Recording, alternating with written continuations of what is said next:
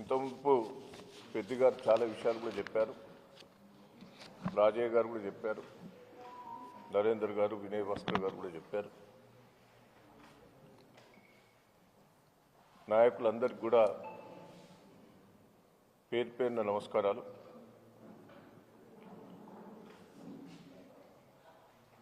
గ్రామ సభలను పెట్టారు. గతంలో ప్రజా దర్బార్ అని పెట్టారు. గతంలో అధికారులు ఇళ్లలో పోయి ప్రతి ఇంట్లో సర్వే చేసి అప్లికేషన్లు కూడా తీసుకున్నారు.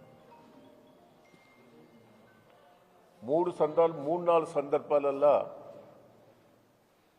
అధికారులు, ప్రజాప్రతినిధులు గ్రామాలకు పోవడం జరిగింది.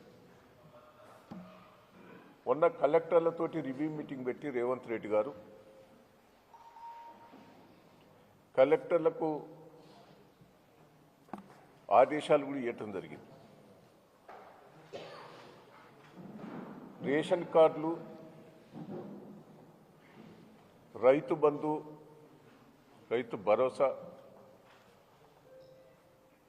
కూలి వాళ్ళకు కూడా 12,000 ఇవ్వాలి, 6,000 ఇవ్వాలి. రివ్యూ మీటింగ్లో క్లారిటీగా చెప్పి బయటకు వచ్చి ప్రెస్ మీటింగ్లో కూడా చెప్పారు. ఈ గ్రామ సభలు పెట్టి మొత్తం డిస్ట్రిబ్యూషన్ చేయాలని డిసైడ్ చేశారు. గ్రామ సభల ఆమోదం పొందాలి, ఇచ్చేయాలని చెప్పారు.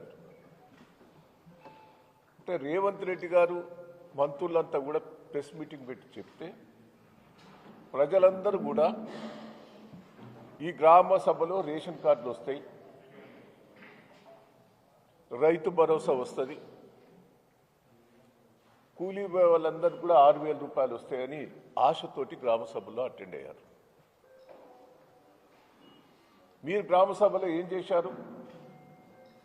మళ్ళా అప్లికేషన్లు తీసుకున్నారు. ఈ అప్లికేషన్లు వచ్చినాయి, మళ్ళీ అప్లికేషన్. ఎంత బోకస్ అంటే దయచేసి నేను ప్రెస్ మీడియా వాళ్ళని కూడా రిక్వెస్ట్ చేస్తున్నాను. ప్రభుత్వం ఎంత అబద్ధాల కోర్ అనేది ఒక్కసారి దీంతో నిరూపణ అయింది. అంటే మాకు తెలిసింది ఏంటంటే స్థానిక ఎన్నికలకు ఇదొక అబద్ధాలతోటి ప్రజలకు ఇది చేస్తానని చెప్పి మోసం చేసేందుకే గ్రామ సభలు పెట్టారు. ఇప్పటికి 3-4 సార్లు సమావేశాలు జరిగాయి. మీరు ఎందుకు చేయలేకపోతారు? రైతు భరోసా అన్నావు, సంవత్సరం ఎగ్గొట్టావు. 15,000 ఇస్తున్నాను, 12,000 అన్నావు. 6,000 ఇస్తా అని చెప్పావు. మరి కేసీఆర్ గారు ఉన్నప్పుడు పొలం దున్నక ముందే, నారు పోయక ముందే రైతు బంధువు పడేది. ఇవాళ నాటేసుకున్నారు, కలుపులు తీసుకున్నారు, కొద్దిగా కోతలు కూడా వచ్చినాయి. అంటే ఎంత మోసం అంటే ఇక రైతుకు పెట్టుబడి ఎప్పుడు అవసరం? నువ్వు సంవత్సరం కట్ చేసినావు, ఇస్తాననేది మోసం చేశావు.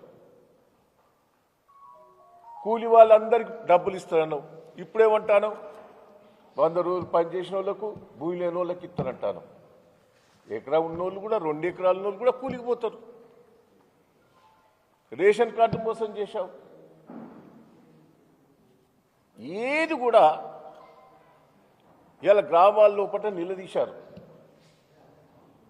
మాకు రుణమాఫీ కాలేదని సగం మంది, సగం ఊరోళ్ళందరూ కూడా ఇది ఇక్కడ సమస్య కాదు, ఇక్కడ సమస్య కాదని మాట్లాడిన అధికారు. గ్రామ సభల పెడితే ప్రతిదీ చర్చించాలి. రేవంత్ రెడ్డి గారు రుణమాఫీ మొత్తం అయిపోయిందని అన్నావు. ఒక పక్క మీ మంత్రులు రుణమాఫీ కాలేదు, ఇంకా అయ్యేది ఉన్నదని మాట్లాడుతున్నారు. అసలు గ్రామాలల్లో రుణమాఫీ ఎంతమందికి అయింది, ఎంతమందికి కాలేదనేది డిస్కషన్ చేస్తే తప్పేంది? అది కూడా మాట్లాడనీయలే. పోలీసులను పెట్టుకొని ఒక దౌర్జన్యంగా చేశారు మీరు. ఈ గ్రామ సభల ప్రజల దర్బార దౌర్జన్య సభల ప్రజలను మభ్యపెట్టేందుకు సభలు పెట్టారా? జిల్లా అంతా కూడా ఫెయిల్యూర్ అయ్యింది. వరంగల్ పూర్వ జిల్లా ఏ గ్రామ సభ కూడా సక్సెస్ కాలే. ప్రజలు ఎదురు తిరిగారు. తులం బంగారం ఇస్తామని ఏం మోసం చేశావు? 2000 4000 చేస్తానని మోసం చేశావు. మహిళలకు 2500 మోసం చేశావు. ప్రతి గ్రామంలో ప్రజలు రివర్స్ అయింది. ఇప్పటికైనా బుద్ధి తెచ్చుకో రేవంత్ రెడ్డి గారు. నేను ఎమ్మెల్యేలకు మంత్రులకు కూడా చెప్తున్నా, మీ ప్రభుత్వం ఫెయిల్యూర్ అయింది. ఏ ఒక్క మాట మీద నిలబడలేదు. సిగ్గు లేకుండా వేరే రాష్ట్రాలకు పోయి చెప్తున్నాం, మేము మా రాష్ట్రంలో ఇది ఇచ్చినాం అని. ఎక్కడిచ్చినాం? ప్రతి ఒక్కదాంట్లో ఫెయిల్ అయ్యాను. ఇవాళ పోయి మొన్న దావోస్ పోయాను, సింగపూర్ పోయాను. ఏందే 1,40,000 1,60,000 కోట్లు అంటాను. పోయినసారి దావోస్ పోయి 40,000 కోట్లు వచ్చినాయి. వచ్చినాయని 40,000 కోట్లని అనౌన్స్ చేసి ఒక్క రూపాయి రాలే. 40,000 కోట్లు తెస్తాను పోయినసారి పోయినావు. 6 నెలల కింద పోయి తెస్తానన్నావు. ఆ 40,000 కోట్లు ఎటుపోయినాయి? మేఘా కృష్ణారెడ్డి ఎక్కడ వ్యక్తే నీ ఇంటి పక్కనే ఉంటాడు, ఈ పక్క ఆ వెనుకనే ఉంటాడు. ఇక్కడ పోయి ఒప్పందం పెట్టుకోక అక్కడ పోయి ఒప్పందం పెట్టుకుంటావు మేఘా కృష్ణారెడ్డితో.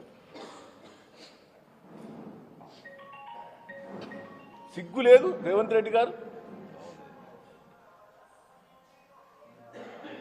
అన్ని బోకర్ మాటలే. ఇక్కడ మొత్తం రియల్ ఎస్టేట్ అంతా పడిపోయింది. రాష్ట్ర ప్రభుత్వం ఆదాయం పడిపోయింది. ఉన్న కంపెనీలనే వెళ్ళిపోతాయి. వరంగల్కి వచ్చిన కంపెనీలు, మీ అగ్రిమెంట్ చేసిన కంపెనీలను ప్రభుత్వం సపోర్ట్ చేస్తలేదని వాళ్ళు వెళ్ళిపోయారు. టెక్స్టైల్ పార్కుల ఇప్పటి వరకు కూడా వాళ్ళతో కంపెనీలతో ఫోన్లు చేస్తే రాష్ట్ర ప్రభుత్వం మాకు సపోర్ట్ చేస్తలేదని చెప్తారు వాళ్ళు. మొత్తం ఐటీ కంపెనీలన్నీ వెళ్ళిపోతాయి. ఉద్యోగాలన్నీ ఉద్యోగులు రోడ్ల మీద పడ్డారు. మొత్తం ఈడ కుప్ప అవుతా అంటే ఆడ పోయో పోజులు కొడతాడు. ఈయన బోట్లో తిరుక్కుంటా, ఇంకెక్కడో తిరుక్కుంటా పోజులు కొడతాడు. ఇద్దేస్తాను అద్దేస్తాను. ప్రజలను మోసం చేయ, దయచేసి మోసం చేసి అధికారంకి వచ్చి నువ్వే అన్నావు. అమెరికాలో స్టేట్మెంట్ ఇచ్చిండు, ప్రజలకు అబద్ధాలు ఆడాలి, మోసం చేయాలి. సిగ్గులేదు. ఇంకా ముఖ్యమంత్రి స్థాయిలో ఉండి కూడా పిచ్చి పిచ్చి మాటలు. రాష్ట్రం కుప్పగులుతాను. మహారాష్ట్రలో ఎన్ని తెచ్చుకున్నారా? విపరీతంగా తెచ్చుకున్నారు వాళ్ళు. దాంట్లో నువ్వు 1% తెచ్చుకోలేదు. దాన్ని అది వచ్చేటివి కూడా కావు. మళ్ళా ఇరాలు తెచ్చినే రాలేదు. 40,000 కోట్లు ఉన్నాయే వెళ్ళిపోతాను. దయచేసి నువ్వు వచ్చేసి నువ్వు ఇచ్చిన హామీలు ఒక్కటి నిలబెట్టుకుంటలేవు. ప్రజలను మోసం చేస్తున్నావు. ఏదో లోకల్ బాడీ ఎన్నికల లోపల జిమ్మిక్స్ చేస్తున్నావు. నువ్వు ముఖ్యమంత్రి అయ్యేందుకు జిమ్మిక్ చేసినావు. మళ్ళా లోకల్ బాడీ ఎన్నికల లోపల జిమ్మిక్ చేయబోతున్నారు. ప్రజలు నమ్మరు, ఉరికిచ్చి కొడతారు. మీ ఎమ్మెల్యేలను నేను అంటలేను. ప్రభుత్వం ఫెయిల్ అయింది, ఎమ్మెల్యేలు ఫెయిల్ అయింది. ప్రజలు ఎంతమంది నిలదీస్తారు? మంత్రులను నిలదీస్తారు. ఇప్పటికైనా అర్థం చేసుకో. నీ టూర్లు కాదు ముఖ్యం. ఇచ్చిన హామీలను రైతులకు మోసం చేశావు, కూలీలకు మోసం చేశావు, మహిళలకు మోసం చేశావు, అన్ని తీర్ల మోసం చేశావు. నేను పోలీసు ఇంతకుముందు పెద్దగారు చెప్పారు, పోలీసును కూడా ఒక కార్యకర్తలుగా వాడుకుంటారు మీరు. అధికారులను కూడా కార్యకర్తలుగా వాడుకుంటున్నారు. ఇది మంచి పద్ధతి కాదు. నేను అధికారులను కూడా రిక్వెస్ట్ చేస్తున్నా, ప్రభుత్వానికి తొత్తుగా ఉండకుంది, పార్టీకి తొత్తుగా ఉండకుంది, వాస్తవాలు చెప్పండి. అబద్ధాలు చెప్పకుండ్రి. పోలీసు వాళ్ళు కూడా దయచేసి తప్పుడు కేసులు పెడుతున్నారు చాలా మంది మీద. పోలీసు వాళ్ళకు కూడా చెప్తున్నాం, మళ్ళీ వచ్చేది బీఆర్ఎస్ టీఆర్ఎస్ ప్రభుత్వమే. ఏ అధికారులు తప్పుడు చేసినా, తప్పుడు కేసులు పెట్టినా పోలీసు వాళ్ళ మీద మేము వదిలిపెట్టాం. ప్రజల్లో తిరుగుబాటు వచ్చింది. రేపు లోకల్ బాడీ ఎన్నికల్లో కూడా అన్నిట్లా బీఆర్ఎస్ టీఆర్ఎస్ఏ గెలవబోతుంది. మీరు జాగ్రత్తగా ఉండాలని అధికారులకు కూడా నేను రిక్వెస్ట్ చేసి చెప్తున్నా. రేవంత్ రెడ్డి గారు కూడా మార్పు తెచ్చుకో. ఇప్పటికైనా ప్రజలలో రియాక్షన్ వచ్చింది, ఇదైనా అర్థం చేసుకో. ప్రభుత్వం ఏదైతే మీరు హామీలు ఇచ్చారో అవన్నీ నిలబెట్టుకోవాలని